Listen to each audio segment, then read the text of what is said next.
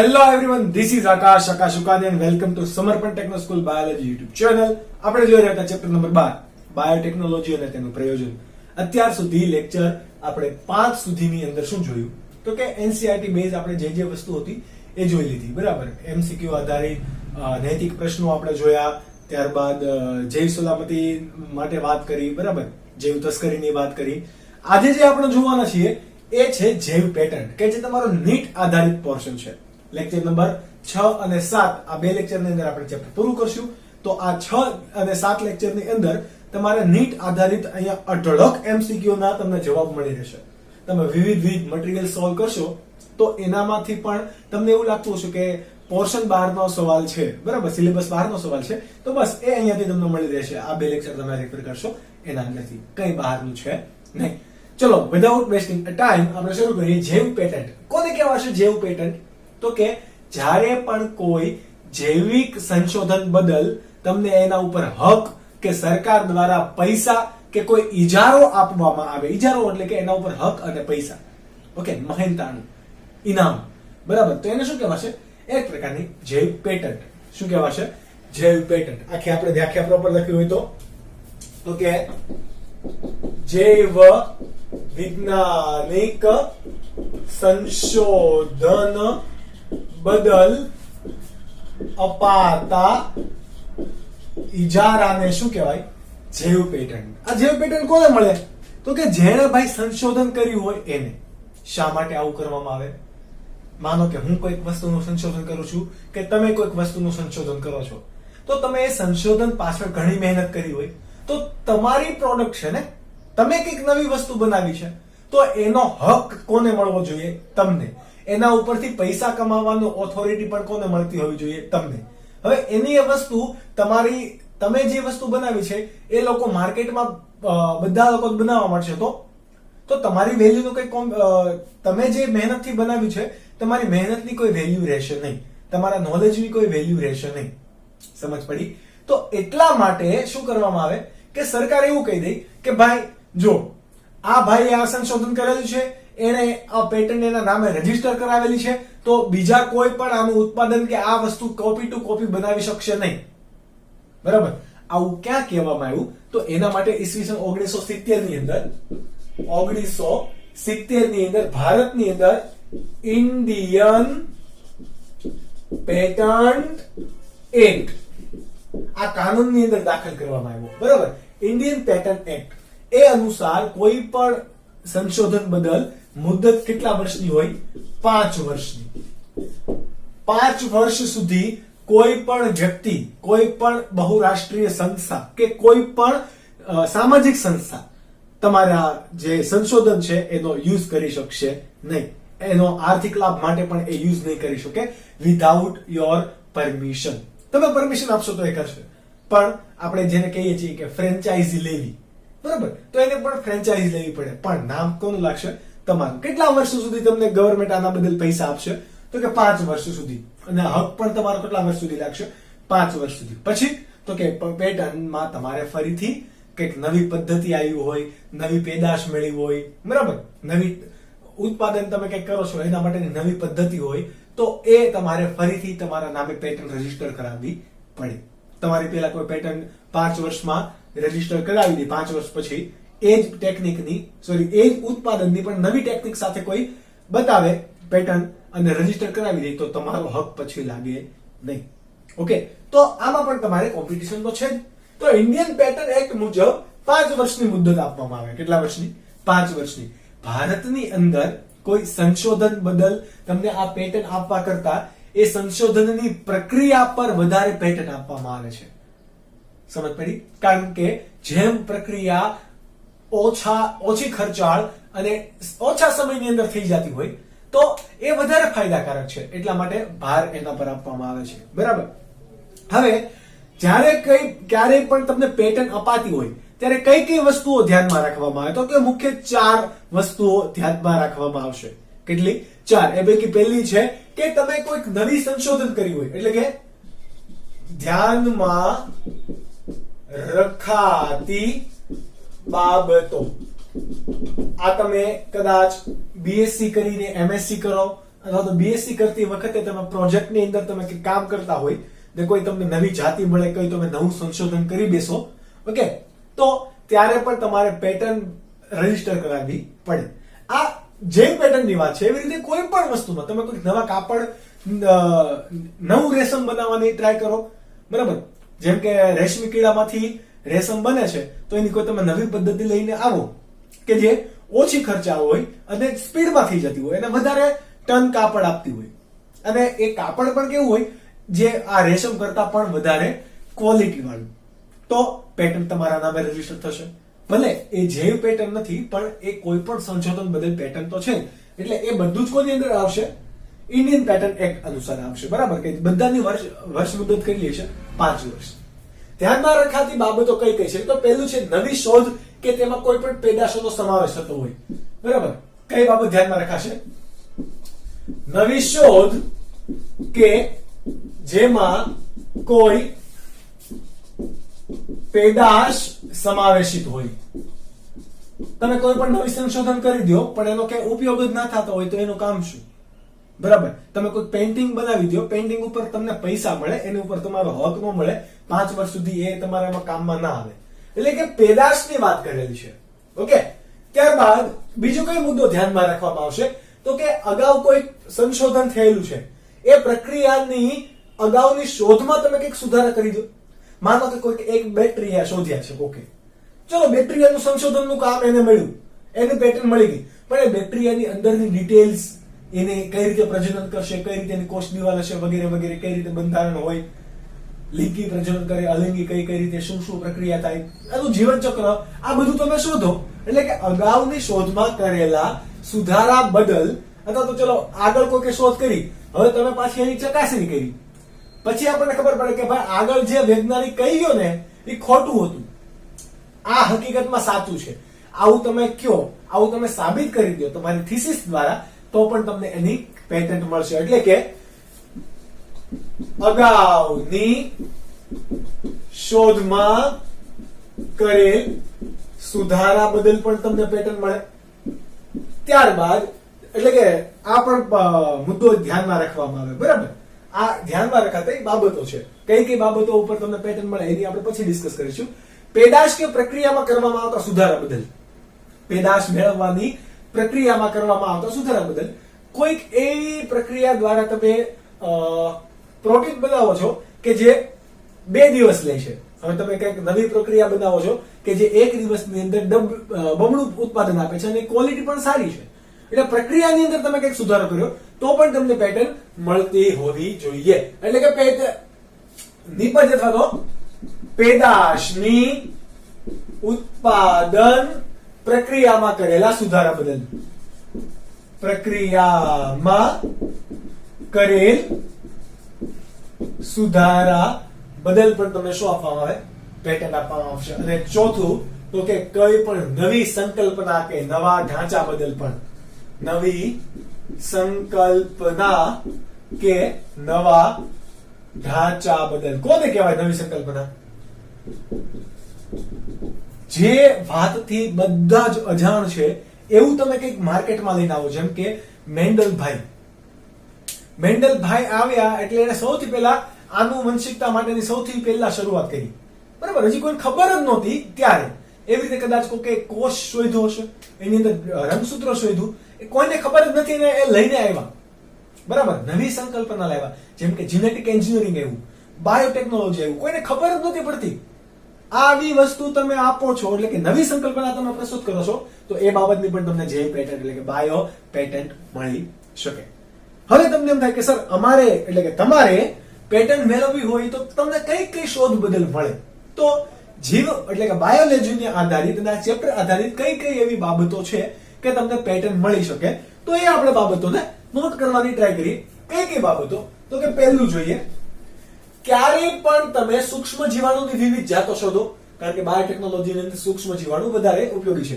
એટલે કે સૂક્ષ્મ જીવાણુની નવી જાત બદલ તમને પેટન્ટ આપવામાં આવશે. ત્યારબાદ બીજું કયું હોઈ શકે? તો કે વનસ્પતિ કે પ્રાણી એટલે એનું જનીન તમે પરિવર્તન કરો છો, એટલે કે જનીન પરિવર્તિત સજીવો તમે બનાવો છો તો એના બદલ પણ તમને શું આપવામાં આવે? પેટન્ટ આપવામાં આવે. ત્યારબાદ તમે કોઈ પણ કોષોની નવી જાત શોધો છો, સંવર્ધન કરતા હોય, તમે કોષનું સંવર્ધન કરતા હોય અને તમને નવી કોષની જાત મળે તો એ બદલ પણ તમને પેટન્ટ મળશે. એટલે કે સંવર્ધિત નવા કોષોની જાત બદલ પણ તમને શું આપવામાં આવે? આ પેટન્ટ આપવામાં આવશે. ત્યારબાદ હજી એક, તમે કોઈ પણ નવા અણુ શોધો છો, નવા સજીવની અંદર, એની અંદર શું હોવાનું? જનીન દ્રવ્ય હોવાનું, ડીએનએ કે આરએનએ. એટલે કે આ આનુવંશિક દ્રવ્યની અંદર તમે એક અણુની ગોઠવણી, એક ન્યુક્લિયોટાઇડની ગોઠવણી, બરાબર, ATGCA, એ કોઈ પણ તમે ગોઠવણી તમે આપી દો, શોધી બતાવો તો પણ તમને એની પેટન્ટ મળશે. એટલે કે ડીએનએ ના અણુની નિશ્ચિત ગોઠવણી જો તમે આપો તો પણ પેટન્ટ આપવામાં આવે. એટલે કે ડીએનએ અણુના અથવા તો અણુની નિશ્ચિત ગોઠવણી. બરાબર, આપણે ખાલી ગોઠવણીનું શું કરવું? ભજીયા થોડા એને તળાય છે. તો એ ગોઠવણી આધારિત તમે ડીએનએ આધારિત પ્રોટીન બનાવવાના જે જનીન સંકેત હોય એને ઓળખી બતાવો, અથવા તો તમે પ્રોટીન બનાવો, નવીન કોઈક હોય, બરાબર, તો એ બદલ પણ તમને પેટન્ટ મળશે. એટલે કે ડીએનએ આધારિત પ્રોટીન તમે મેળવો, આ પ્રોટીનના અણુ સંકેતનની રચના મેળવો તો પણ તમને પેટન્ટ મળે. ત્યારબાદ બાયોટેકનોલોજીની ઘણી બધી પદ્ધતિ છે, જેમ કે પીસીઆર કોઈ કે શોધી, બરાબર, કે કેરેસ મૂલી છે શોધેલી, બરાબર, તો એમણે આ પેટન્ટ મળેલી. ઓકે, તો કોઈ પણ બાયોટેકનોલોજીની પદ્ધતિ છે, પીસીઆર કરતા પણ તમે કઈક નવી પદ્ધતિ લઈને આવો કે જેની અંદર એક જ સેકન્ડની અંદર એક ડીએનએ ના કોષને ઓળખી પણ શકાય અને એની લાખોમાં નકલ બનાવી શકાય. મશીન ડાયરેક્ટ થઈ ગયું, એની કોપી બની જાય. આટલી સ્પીડમાં થતી પ્રક્રિયા તમે શોધી દો તો, એટલે કે બાયોટેકનોલોજીની પદ્ધતિ છે અને એનો બહુ બધા કામ થશે, કારણ કે પીસીઆર પણ થોડો સમય લે છે. એમાં પણ આપણે ઉત્સેચકો કયા પ્રાઇમરનો યુઝ કરવો, આ બધી આપણે પ્રિપેરેશન કરવી પડે. પણ આવું કઈ કરવું જ નથી અને તમારે કરી દેવું, ડીએનએ ના અણુની તમારે નકલ બનાવી છે. આવી કોઈ પદ્ધતિ તમે લઈને આવો તો પણ તમને શું મળે? આ જૈવ પેટન્ટ મળશે. એટલે કે આપણા પાસે કયો મુદ્દો રહેશે? તો કે બાયોટેકનોલોજીની પદ્ધતિ બદલ, બાયોટેકનોલોજીની પદ્ધતિ બદલ. ત્યારબાદ બાયોટેકનોલોજી પદ્ધતિની આધારિત કોઈ પણ પેદાશો હોય, અંતઃસ્ત્રાવ, એન્ટીબોડી, એન્ટીજન, કોઈ પણ તમે બાયોટેકનોલોજી આધારિત તમે પેદાશ બનાવો છો, એટલે કે પેદાશ અને એની પ્રક્રિયા તમે આપો છો, પ્રક્રિયાની અંદર સુધારો તમે કરીને આપો છો, નવી પ્રક્રિયા આપો છો, તો એ બદલ પણ તમને શું મળે?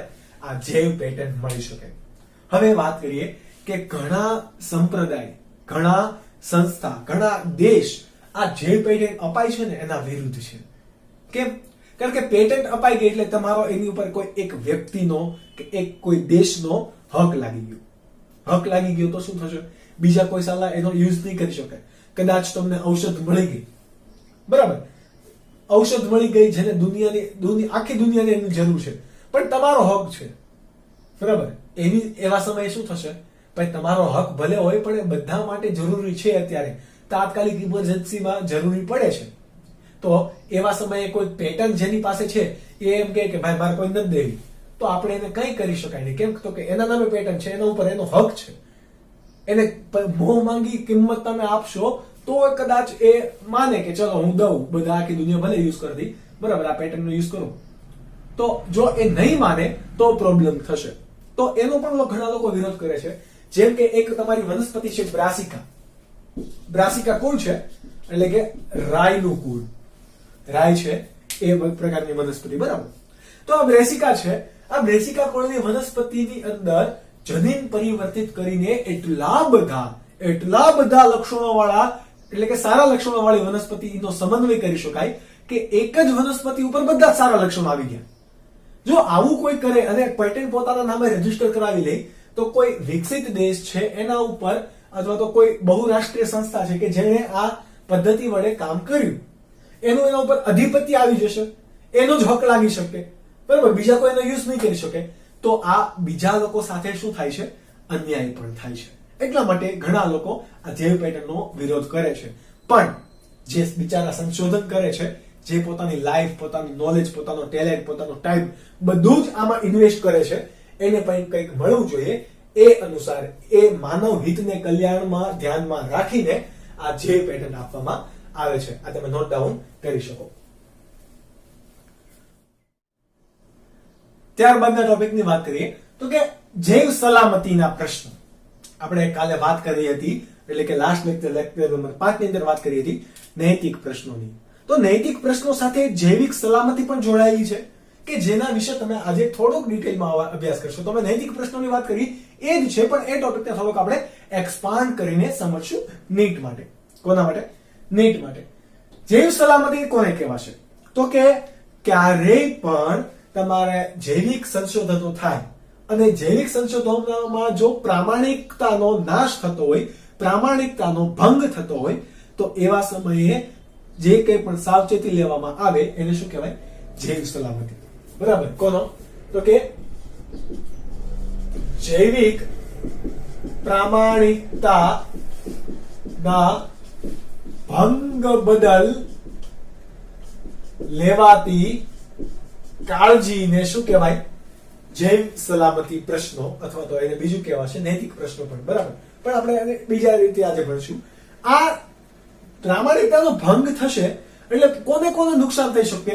એક તો પર્યાવરણને નુકસાન થાય. કોને નુકસાન થાય? પર્યાવરણને. બીજું કોને થાય? તો કે માનવ તંદુરસ્તીને. કોને કોને? એક તો પર્યાવરણને નુકસાન થાય અને માનવ તંદુરસ્તીને નુકસાન થશે. હવે આપણે સમજીએ ડિટેલમાં. તો કે કઈ રીતે, શા માટે? તો કે જૈવ પ્રામાણિકતાનો ભંગ ક્યારે થશે? આપણે હમણાં વાત કરી કે પારજનીનિક પ્રાણી બનાવીએ, જનીન પરિવર્તિત સજીવો બનાવીએ અને એનો ઉપયોગ આપણે આધુનિકતા અને આપણા મનુષ્યનો સ્વાર્થ સંતોષાય, મનુષ્યને લાભ મળી રહે, ફક્ત મનુષ્યને જો આ મનુષ્યને લાભ મળી રહે એના માટે આપણે કરીએ છીએ. એ દરમિયાન શું થાય? પ્રામાણિકતાનો ભંગ થાય. હવે આપણને એનો ઉપયોગ થાય છે, એના આધારે તમે એનો ખેતીવાડીમાં ઉપયોગ કરી શકો, ચિકિત્સા શાસ્ત્રમાં ઉપયોગ કરી શકો, ઔષધ શાસ્ત્રની અંદર કોઈ પણ રોગના સારવારમાં એનો ઉપયોગ કરી શકો છો. તો આ બધા એના યુઝિસ તો છે જ. પરંતુ આ યુઝ માટે તમે કોઈ પણ સજીવોનું જનીન પરિવર્તન કરી દો છો તો એ એક પ્રકારનું નવું સજીવ બની ગયું, કે અન્ય સજીવોના લક્ષણ કરતા એ થોડુંક અલગ પડશે. શું પડશે? અલગ પડશે. બરાબર. હવે એનું તો એમાં શું થયું? પ્રામાણિકતાનું ભંગ થયો. કઈ પ્રામાણિકતા? તો કે એનું કુદરતી લક્ષણો હતા એની અંદર તમને છેડછાડ કરવાનો ભાઈ કોણે હક આપ્યો? કોઈએ નહીં. તો પણ આપણે કર્યું? તો કે યસ. પણ આ સજીવોનું કામ પતી જાય ત્યારે આપણે શું કરીએ છીએ? એને નૈસર્ગિક એટલે કે એના કુદરતી નિવાસસ્થાનમાં મૂકી દઈએ. જંગલમાંથી લીધું હોય જંગલમાં મૂકી દઈએ. આ જંગલમાં મૂકી દઈએ કે કુદરતી નિવાસસ્થાનમાં મૂકી દઈએ ત્યારે એ બે પ્રકારના એક ખલેલ પહોંચાડશે. શું પહોંચાડશે? બે પ્રકારના ખલેલ પહોંચાડશે. કયા કયા? તો એ પહેલો ખલેલ છે કે ઝડપી વિભાજન પામી, ઝડપી વિભાજિત થઈ. બરાબર. જેમ કે સૂક્ષ્મ જીવોની આપણે વાત કરીએ, જનીન પરિવર્તિત સજીવોની, તો એની અંદર બેક્ટેરિયા છે, આપણે ફૂગ છે કે કોઈ પણ વાયરસ, મોટા ભાગે બેક્ટેરિયા હશે જીએમઓ ની અંદર. ઓકે. જનીન પરિવર્તિત સજીવોની અંદર જીએમઓ હોય, અન્ય કોઈ પણ સજીવો પણ હોય, પ્રાણી હોય, વનસ્પતિ હોય. પરંતુ તમે બાયોટેકનોલોજીની અંદર કોનો વધારે યુઝ કરશો? બેક્ટેરિયા વગેરે. તો આ ઝડપથી વિભાજન પામીને શું કરશે? અન્ય રહેલા સજીવો વડે સ્પર્ધા કરશે. ઝડપથી વિભાજિત થઈ સ્થાનિક સજીવો સાથે શું કરે? સ્પર્ધા કરશે.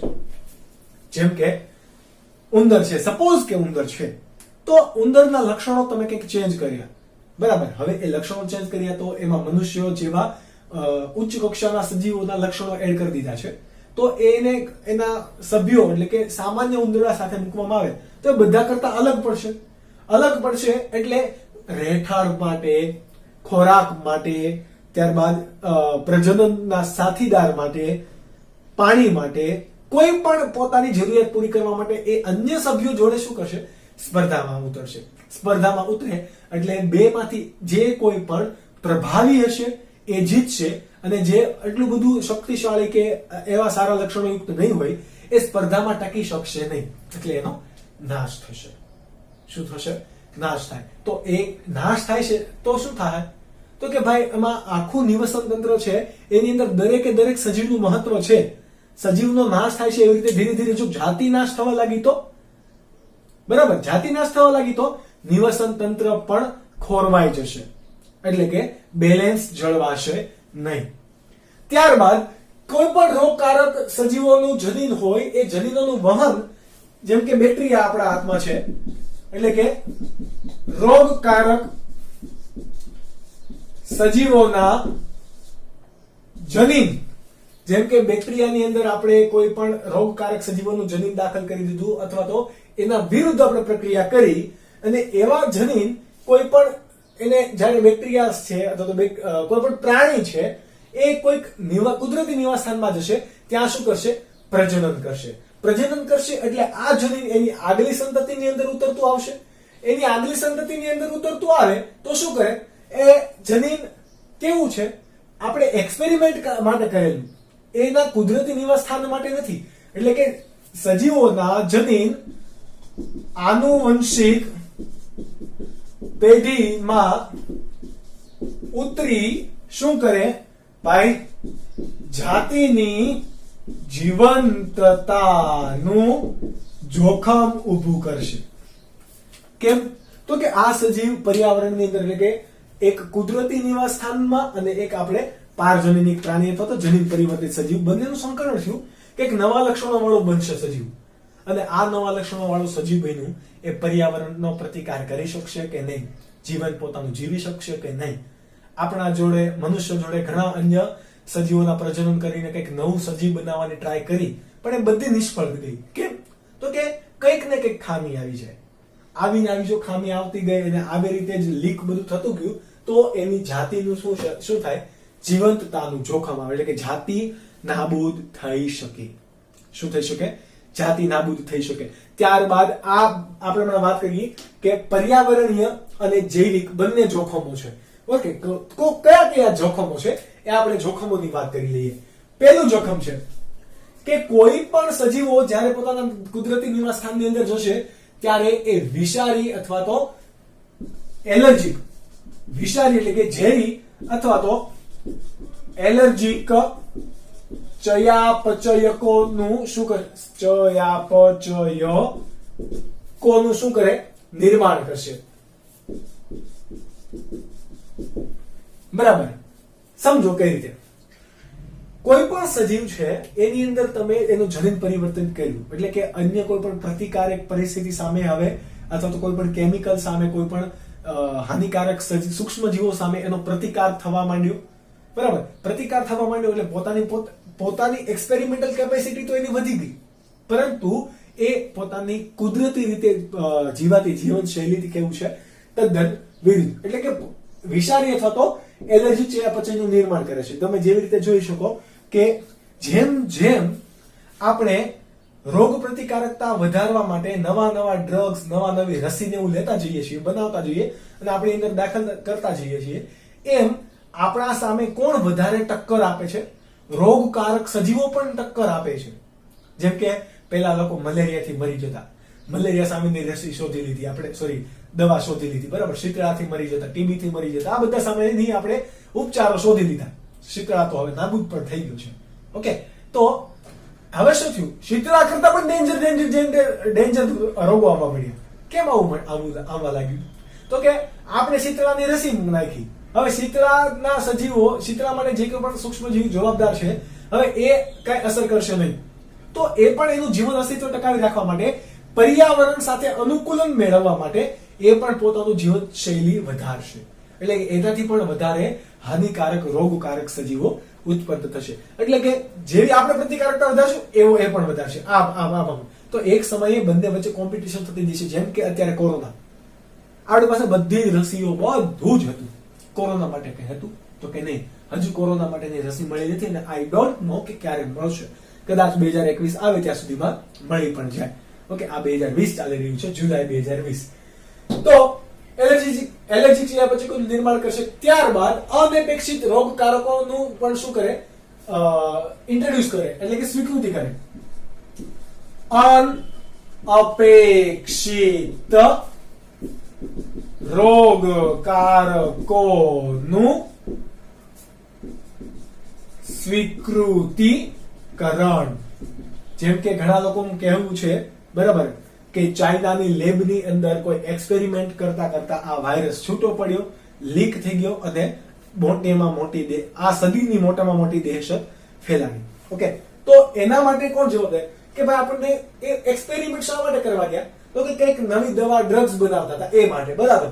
તો જીએમઓ કે પારજનીકરણ દ્વારા એ ડ્રગ્સ બનાવતા હતા, ચામાચીડિયું કે એવું જે કંઈ પણ એને લીધું, બરાબર. એ હજુ રિપોર્ટ્સ આવ્યા નથી કે શા માટે, કઈ રીતે ફેલાડો. એક વખત સિચ્યુએશન હાથમાં બેસશે ત્યારબાદ આ ચકાસણી કરી શકાય. કારણ કે અત્યારે બધા જ દેશો પોતાના દેશની આર્થિક અને લોકોની જરૂરિયાત પૂરું કરવા માટે કાર્ય કરતા હોય છે, એટલા માટે. તો અનપેક્ષિત રોગોનું પણ બહાર આવે, એનાથી કોઈક નવા નવા સજીવો બહાર આવશે કે જે માનવ સજાતિ માટે માનવના, એટલે કે ત્રીજી આપણે વાત કરીએ કે શું થશે. હજી એક થશે કે હરીફ જાતિ નિંદામણ હોય એ નવી જાતિઓની અંદર ફેલાવશે. કેવું? તો કે જાતિ સંબંધિત હરીફ નિંદામણ, હરીફ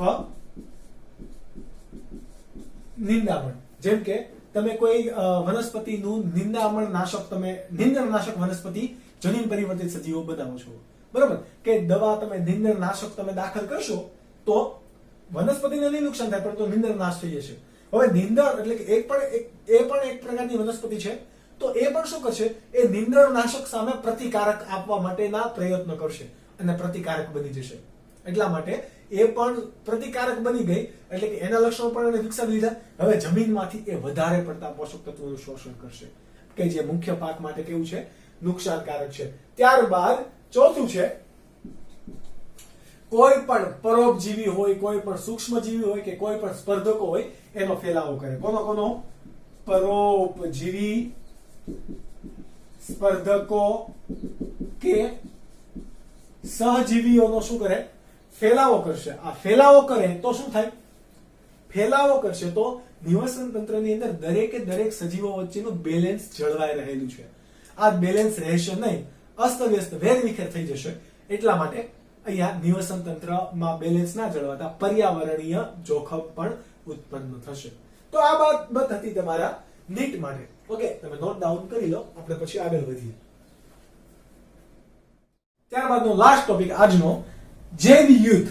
તો તમને ઓલરેડી ખબર છે કે આપણે બહુ બધા ન્યૂઝમાં જોઈએ કે ચાઇનાને બનાવ્યા હથિયાર, જૈવ હથિયાર, બાયો વેપન્સ. તો આ એ શું છે? એના દ્વારા જે યુદ્ધ થાય છે એને કહેવાશે જૈવ યુદ્ધ. જૈવ યુદ્ધ માટે કોણ જવાબદાર હોય? જૈવ શસ્ત્રો. આ જૈવ શસ્ત્રો તરીકે કોણ વર્તે? તો કે બેક્ટેરિયા છે, વાયરસ છે, ફૂગ છે, આ કોઈ પણ કે જે હાનિકારક હોય. કોને? મનુષ્યને, પ્રાણીને કે કોઈ પણ પાક વનસ્પતિનો છે એને, કોઈ પણને નુકસાનકારક છે અને વિનાશ ફેલાવે છે, તો એને શું કહેવાય? એક પ્રકારનું જૈવ રસાયણ અથવા જૈવ શસ્ત્ર કે જેને કહેવાશે જૈવિક હથિયાર. એના વડે જે દેશ વચ્ચે યુદ્ધ થાય છે શું કહેવાશે? જૈવ યુદ્ધ. તો પરમાણુ યુદ્ધ કરતા પણ વધારે ખતરનાક હોય તો એ કોણ છે? જૈવ યુદ્ધ. એનું અત્યારે બેસ્ટ એક્ઝામ્પલ 2019 નું COVID-19 કે જેની અસર હજી 2020 માં પણ છે અને આવનારા કેટલા કાળ સુધી રહેશે. ઓકે, બધા જ દેશ, ઇવન સૌથી વધારે મોટામાં મોટું મહાસત્તા રહી ચૂકેલું રશિયા અને ત્યારબાદની મહાસત્તા અમેરિકા, આ બંને પણ એનાથી બચી નથી શક્યા. તો ઇન્ડિયા તો નથી જ બચવાનું ને, ચાઇના તો ભાઈ એની તો વાત જ અલગ છે. તો આ જૈવ શસ્ત્રોની વાત છે, જૈવ યુદ્ધની વાત છે. એની કાર્યપ્રણાલી જોઈએ તો કઈ રીતનું હોય? તો કે એની અંદર પ્રક્રિયકોનો સમાવેશ કરવામાં આવે. પ્રક્રિયકો એટલે કે રોગકારકો હોય. એના તરીકે કોણ વર્તે? વાયરસ, બેક્ટેરિયા, ફૂગ વર્તે, બરાબર. જેમ કે તમારા પાસે છે બેસિલસ એન્થ્રાસિસ, તો જૈવિક હથિયાર તરીકે સૌથી વધારે યુઝમાં આવતું કોઈ પણ હોય તો એ કોણ છે? બેસિલસ એન્થ્રાસિસ, કે જેની અંદર કોઈ પણ ખરાબ લક્ષણ માટેનું જનીન દાખલ કરવાનું. અને આ બેસિલસ એન્થ્રાસિસ એક પ્રકારનું જીએમઓ છે, બેક્ટેરિયા એક પ્રકારના જીએમઓ છે. ત્યારબાદ એન્થ્રેકસ અને બોટુલિનમ. બોટુલિનમ પણ એક વાયરસ છે, જેવી રીતે કોરોના વાયરસ છે એ રીતે. આની અંદર હજી આપણે એક મૂકીશું કોરોના વાયરસ.